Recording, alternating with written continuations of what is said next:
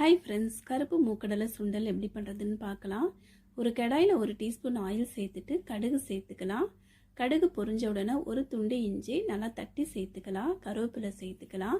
2 காஞ்ச மிளகாவை குட்டி குட்டியாக கட் பண்ணி சேர்த்துக்கலாம். 1 செகண்ட் நல்லா பொரியட்டும்.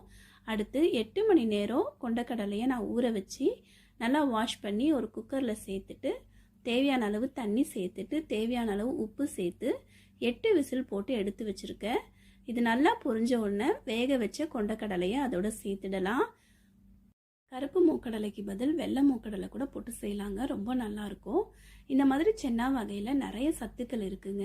புரோட்டீன், கால்சியம், அயன், ஃபைபர் இது மாதிரி நிறைய சொல்லிக்கிட்டே போகலாங்க.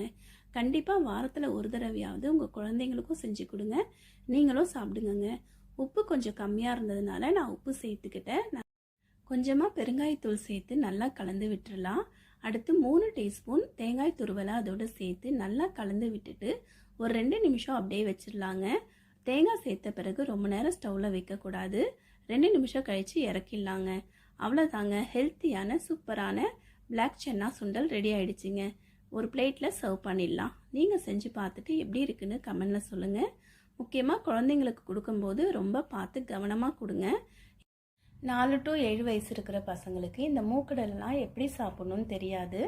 அதனால் அவங்க முழுங்குறதுக்கு சான்ஸ் இருக்குது. நீங்கள் என்ன பண்ணணும்னா ஒரு மூக்கடலை எடுத்து 2 விரகலால் ஒரு அழுத்தம் கொடுத்தீங்கன்னா மசிஞ்சா மாதிரி ஆகிடும். அந்த மாதிரி அவங்களுக்கு பண்ணி கொடுங்க, அவங்க நல்லா சாப்பிடுவாங்க. வீடியோ பிடிச்சா லைக் பண்ணுங்கள், ஷேர் பண்ணுங்கள், சப்ஸ்கிரைப் பண்ணுங்கள்.